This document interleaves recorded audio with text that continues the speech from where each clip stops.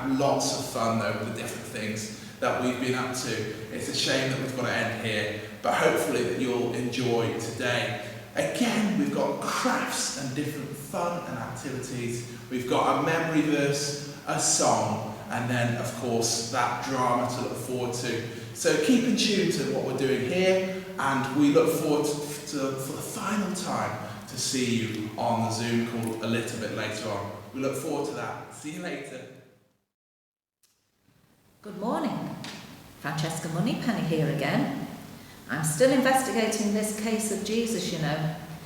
I'm the head at GCHQ, based in London, but we've also got this outline here at Sandhatch, which is our training base.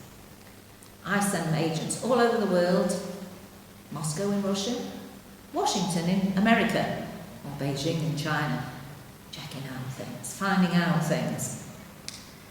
And at the moment, we're investigating this Jesus. We found out the other day that he managed to calm the storm and stop the boat from sinking. Sounded pretty amazing, somebody who could control nature. And then yesterday we heard about this important man called Jairus, worried about his daughter who wasn't well, and then, below me, she died. But Jesus was able to raise her back to life. This is all sounding very impossible, but B&Q have told me it's true. I've just read the last part of the report, and do you know what it claims? It says that this Jesus himself, people didn't like him, so he was taken and tried and killed by Roman soldiers. He's definitely dead, and then so they buried him in a tomb like you would anybody that had died. But 3 days later he came back to life. That must be impossible. How can it be true? There are 3 women who went to the tomb and they found the tomb empty. Fair enough. I think we need to hear from one of these ladies. She's called Mary Magdalene. We need to hear her story. I think I need to get B&Q back again. Hello, Moneypenny here. Can you get me B&Q? Bumbling and quick, please. Yes, I need them to investigate further. There's claims that this Jesus person, well, he was dead, but then he came back to life. I've been given the information that the best person to speak to would be Mary Magdalene. So can you send them to her? Thank you. Bye. Put the report ready for them. Right. Can't wait to hear from them.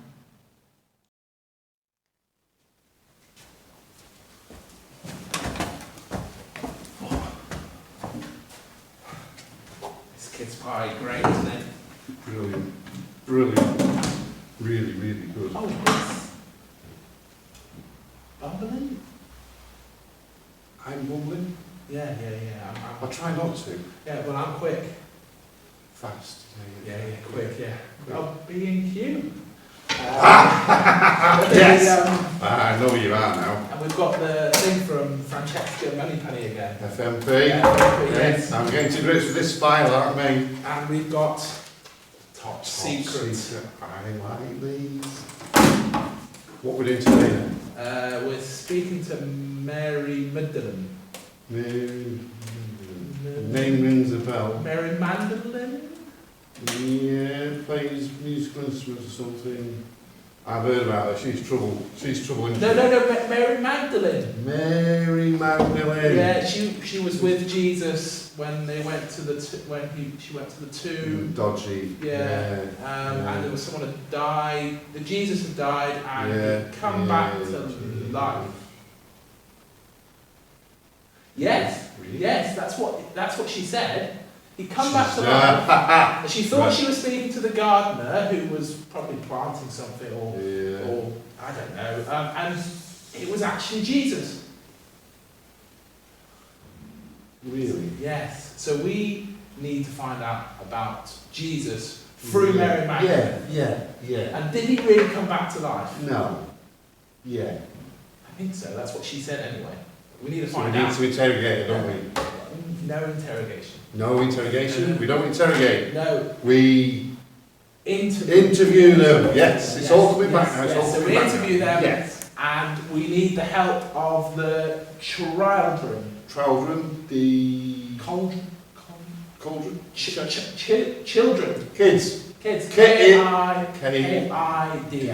Yes. I've got it all now. Your help. So, open the folder. So we need your help. You. And we need us to interview. No interrogation. No interrogation. No weapons. No nothing. No asking no for nothing. So we need to find out from Mary Magdalene.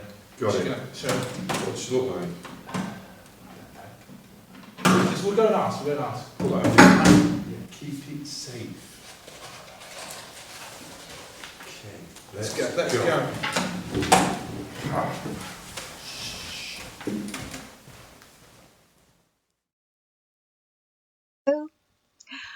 Our story today is all about the resurrection. The porcupine peered with her little beady eyes out of the dark, dank burrow. The sun was breaking through the dawn mist, and like a golden gown was cloaking the land. It seemed to be in a terrible hurry. The porcupine wasn't surprised. The last few days had been dark and dismal, unnaturally so, and it was only right the sun should want to flood the land with its liquid gold. She pushed her sharp snout into the morning air, her whiskers twitching, and slowly heaved her body forwards, dragging her long quills behind. The air smelt all right. Even though it had been split in two in the night, or at least that's how it seemed to the porcupine. She had been disturbed from her midday nap a few days before. She had been convinced it was time to get up as the sun had disappeared, and it was dark like a starless night. She was annoyed that she'd evidently overslept and missed some foraging time for tasty treats. She hadn't felt particularly rested, but climbed out into the velvety darkness, and was surprised to sense humans moving about. They had made her wary, so she'd kept close to the craggy rocks of the tombs. The dawn had suddenly come. She was some way from her burrow, and she was rather startled to see the sun so high in the sky. In fact, it made her quills stand on end. And now she didn't feel safe. She'd stayed close to the big rock, waiting for the sun to begin to sink again, when there'd been a commotion. Men had come, carrying something in a white sheet. It was heavy, but they carried it with great care. Women followed behind, making an awful noise. They were keening like the birds that hover on the wing. The porcupine had backed herself into a crevice behind a rock, but had to turn and run when the rock was pushed sideways. She'd stumbled and rolled up into a ball and bounced down towards her burrow, where she remained, her quills rattling as she squinted at the men who were now heaving the heavy object into a hole in the rock. One of the women tried to grab hold of the sheet, but an older man had taken her in his arms and led her away, as the other men heaved the heavy rock back across the hole. As the sun began to slide behind the crags, other men had come, carrying sharp sticks and wearing metal hats. The porcupine had seen men like that before. They always shouted and pushed other humans about. But these stood stiffly either side of the rolled rock.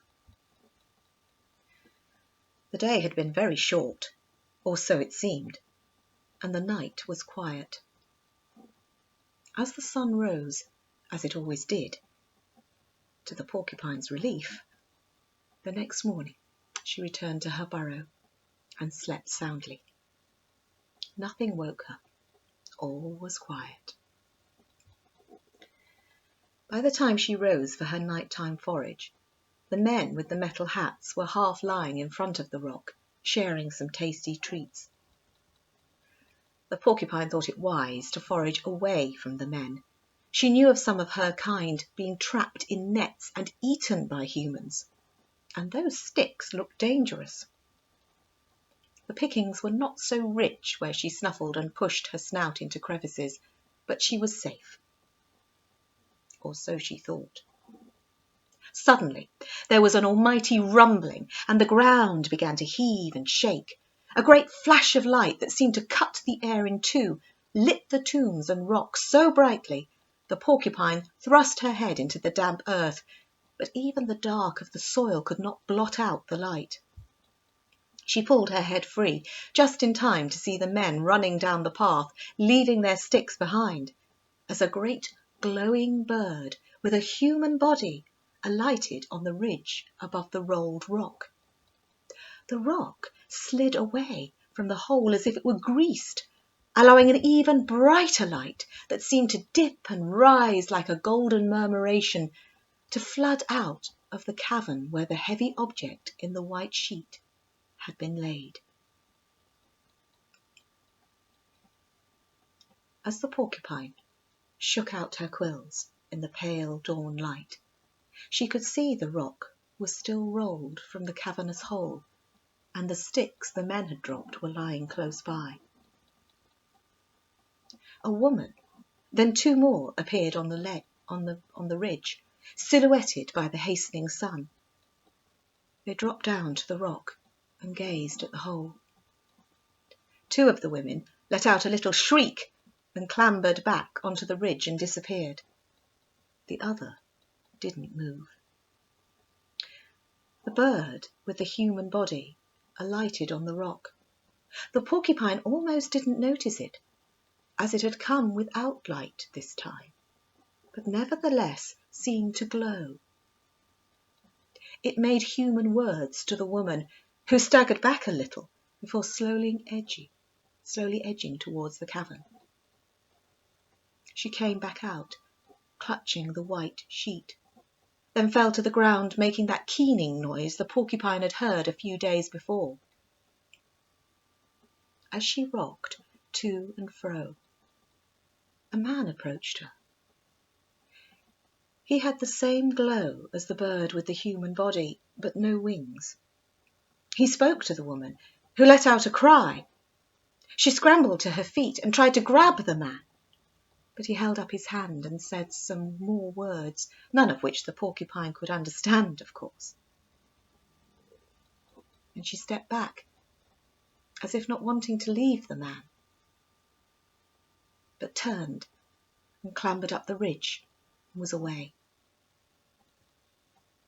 The porcupine looked back to the man and screwed up her beady little eyes. He was gone. She sniffed the air. It smelt all right. Good morning, everybody. I do hope that you're enjoying Mission Possible, and we've already found out that Jesus is real, that Jesus can heal, and today we're finding out about the fact that Jesus is alive and wants to be with us and live within our hearts. And to help us remember that today, we have got this very special craft. So if you would just like to have a little look at it, just give me a second. It's just losing the cross off the end. There we are. Here we are, a key ring. Now you might be thinking, how can this link in with what we're thinking about with Mission Possible today? Well, I'll tell you. Jesus had to die on a cross for us. He had to die to take away all the bad things that we've ever done or ever will do, so that one day we can stand in front of God as his friend and he will accept us. And the reason we are making this key ring, if you'll notice the cross, this is the symbol of how Jesus died. He died on a cross, he was crucified. But you'll notice he's not there. There's just the cross. And that reminds us that Jesus didn't stay on the cross, guys. On the third day, The Bible tells us he rose from the dead. He was resurrected, which is an amazing thing. I don't know anybody else who can say that. And he was resurrected and went to be with his Father in heaven. So you might want to put keys on this. You might want to put other things on it that are tricky to find sometimes. But most of all, remember that Jesus is no longer on that cross. He's in heaven. And now we're going to have a little clip to show you just how to make this. It will be in your craft pack. See you later. Bye.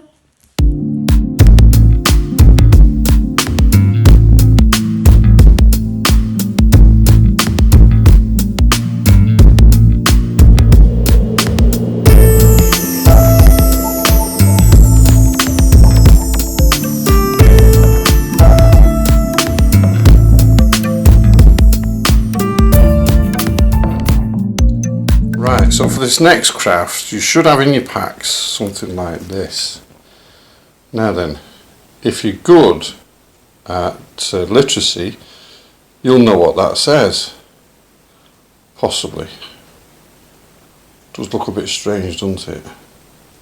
Haha, but you see, B and Q, yeah, are very, very, very, well, not very, very, maybe a little bit. Probably not a little bit, maybe kind of, probably not even kind of really, but maybe, they try to be good spies, but they're not very good. So what Miss Moneypenny has done, gave them this code, so it doesn't get into the wrong hands. She's given them also this code wheel. Now you should have this in your pack as well, this code wheel, okay? So the code wheel, there it is. What you need to do, you need to cut it out, just around the outsides of both circles, and where the little black dots are, you need one of those, you know, those little stud things that's got butterfly things on the back. Put it through there, and should end up with something like this, okay? And that's what it looks like when it's put together.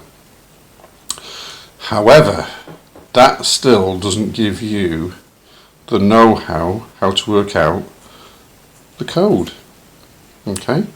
What you need to work out the code is what we call a key, okay? And the key for this code is, oh, I don't think B told me what the code was, what the key was. Just hang on a minute. B, what's the key for this code? What is it? P and S. Right, okay, right. B says it's P and S. So what you need to do is, you need to line the P and the S. Where's the S? There we go. So bear with me a second. We just line up P and S. P and S. Let me get rid of that. It's easier like this. P and S. There we go. So right. So as you can see there, we've lined up P and S. Right. So P and S are lined up there. Okay. So the first word is PTM. Okay. So what we need to do is find on this one a P. There's a P. It says F. So write F under P. And T. So T is O. So T. Put O underneath. And then M there is R, so put an R under the M. Okay, now I've started you off. Let's see if by Zoom time you've worked out what the code is. Alright, give it a go, take your time, it's not a race. Speak to you soon. Ciao. What we we doing here then, Q? So I think we're looking for Mary Migolin or Mary Michelin, her name, isn't it? Mary Michelin. Mary. Something like No, that. Mary Magdalene. Magdalene. Mary that's Magdalene. That's right, it. right. So because Okay. we're trying to find out more about Jesus to get the last bits of the picture. Picture. We're not doing a to picture. get the last bits to kind of the last bit of the jigsaw together. We're doing a jigsaw. No. I thought- No. We're trying to finish off the mission. Mission possible. Mission. That's it. That's Yeah. what Right. we're here Okay. for. Yeah. The You know, with the mission. secret file that we've got. Where is that secret file? You had it. It was on my head, and then you took it. Did I? Anyway, we know we need to speak to the Mary Magdalene. Right. Okay. So we'll So- look round, shall we? So yes, we need to just Why, find what are her. we doing in the graveyard? I don't know. This is where she was apparently, as I said. Looking for Jesus' grave. That's it. That'll be in here somewhere, Yeah. won't So, it? so if I interview Mary Magdalene, you go and Yeah. have a look around some of these graves to see if you can find Jesus being buried, because then our mission's finished. It's solved. Find his grave, and that's it. Yes. Cool. Right. I'll do that. Yeah. Okay. So where's Mary Magdalene now? We'll just have to see if we Well, can you have to find. have a look round. Yeah. Big places, isn't it? Yeah. Right. Okay. Right. I'll see you in a bit. Yeah. Okay. See you in a bit. Are you Mary Magdalene? Oh, yes, I am. We're just trying to find out a bit more about who Jesus is. Do you know? Do you know Jesus? Oh, yes. He's our leader. He's the Son of God. Wow. So we, as I said, we just want to hear a bit about some of your story with Jesus, as I said, so we can report back to what we were doing. Well, Jesus saved me. He saved me from 7 demons. Wow. He managed to just get rid of them because he's got God's power in him. Wow. So, and as I said, can we see Jesus? Is he around? No, they crucified him. Oh. They beat him to within an inch of his life, and they hung him on a cross until he was dead. Oh well, our mission's finished then. As I said, we go. Is that it then? He's No, of course not. Haven't you heard? no. Well, on the Friday, it was so close to the Sabbath, and he died, and we couldn't embalm his body with the spices that we were supposed to do. So, Oh, like turmeric and oregano and that kind of spice. no, like myrrh. Oh, sorry, yeah, Yeah. of course. So, one of the other disciples that followed him, sort of on the quiet, really, Joseph of Arimathea, he'd got his tomb ready for when he died, so he put Jesus' body in his tomb Okay. in this graveyard. And then they rolled a stone across to protect it, really. Okay. And but so obviously once the Sabbath was over, on the Sunday morning, it was really, really important to some of the women and myself to come down and to put those embalming spices on him. And we got here, and we were as we were walking here, we were thinking, how on earth are we going to move this big stone? But when we got here, the stone had gone. It'd been rolled away. Oh. And so of course we were like, oh my goodness, what's happened here? And we looked in the tomb and his body was gone, and we thought somebody had stolen him. Soldiers taking his body. We just didn't know where his body had gone. He'd gone on holiday. I don't think he'd gone on Oh, holiday, no. okay. But when we did look in, there was some angels who said, why are you looking in here for Jesus? He's alive. So we were like, but we saw him die. We saw them stab him with a sword in his side, and water and blood came out, and we knew he was dead. So we were upset, and we turned round, and as we came out of the tomb, we were, I was facing east because obviously that's where they faced, and the sun was coming up, and there was a man stood in front of me, but I didn't know who it was because I couldn't really see his face because of the shadow, and I thought it was the gardener. So I said, where have you taken him? Where have they taken our Lord's body? Yeah. And it was Jesus, and he called me by name. He called me Mary, and it was, I can't tell you how shocking and exciting and wonderful it was to see him. But he said, don't touch me, you can't touch me yet, because I've got to go to my Father, who is of course God. So Jesus is alive. Yes, he's alive. But he was dead. He can't come back to life. That's just impossible. Maybe you can if you're God's son. Oh. And you've got that power within you.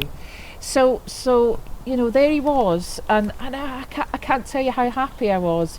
And he'd said, go and tell the others, go and tell the others. Yeah. So I rushed off to tell the others, but they didn't believe me, and they came and checked out the tomb, and he wasn't here, but he came Wow. to where they were. And our report says that he went and he appeared to 500 people as well. Is that true? Yeah, that's true. I mean, first of all, he came to those closest to him, and they thought he was a ghost until he ate something, and then it was like, ghosts don't eat things, do they? Wow. So and then yes, and he stayed with us for 40 days, and he appeared to lots and lots of people. Wow. And then he was taken up to be with God, but he was still with us. We it wasn't like losing him all over again, because he sent his spirit. He sent God's spirit to be with us and to keep us connected to him and the Father. So what should we do with this fantastic news then? Go and tell everybody. Everybody? Everybody. Wow, okay. Well, I think we're going to have to go back and report and tell everybody this news, and Francesca Manipoli must hear everything about this. I think we need to go and tell her. Thank you so much, Mary. That's You're amazing. welcome. And bless you. Thank Bless you. Morning. Here we are again with our memory verse. You ready? This is it in its entirety. You ready? For God so loved the world that he gave his one and only Son, that whoever believes in him shall not perish, but have eternal life. John 3:16. Should we say it together? For God so loved the world that he gave his one and only Son, that whoever believes in him shall not perish, but have eternal life. John 3:16. Now then, can you do it without the words? You ready? For God so loved the world that he gave his one and only Son, that whoever believes in him shall not perish, but have eternal life. John 3:16. Well done.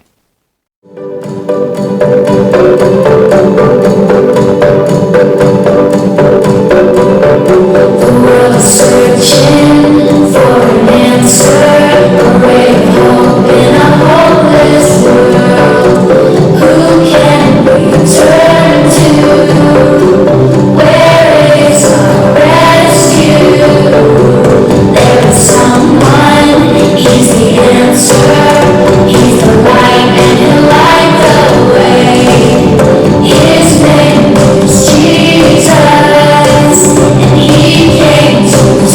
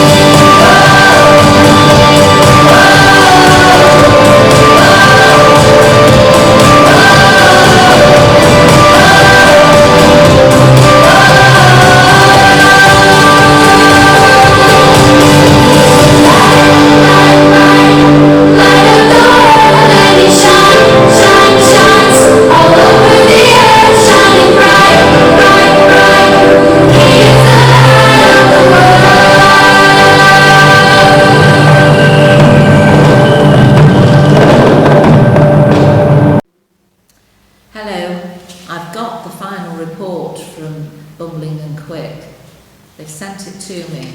I'll see what it says about this Jesus that was supposed to be dead and then brought back to life. It all sounded very, very strange to me. I'm still not sure, although there was all those other stories about the things he did as well. What does it say?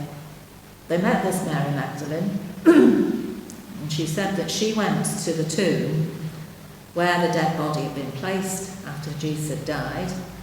When she got there, it was empty, and she turned round and she saw somebody, and that person spoke to her, and it was Jesus. Wow. Jesus is back alive, according to this.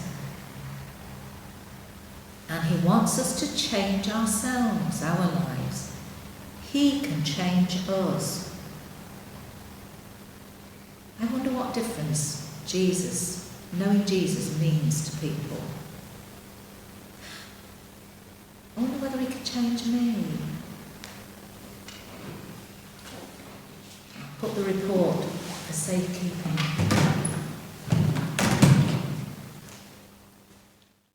Hi again, kids. Fantastic today. Dressing up as superheroes, that was brilliant yesterday. Today, dressing up in really bright colours, okay? Do your crafts. Yesterday's crafts were fantastic, we've seen them. Get them done, get them uploaded. We'll see you at 11:30. See you later.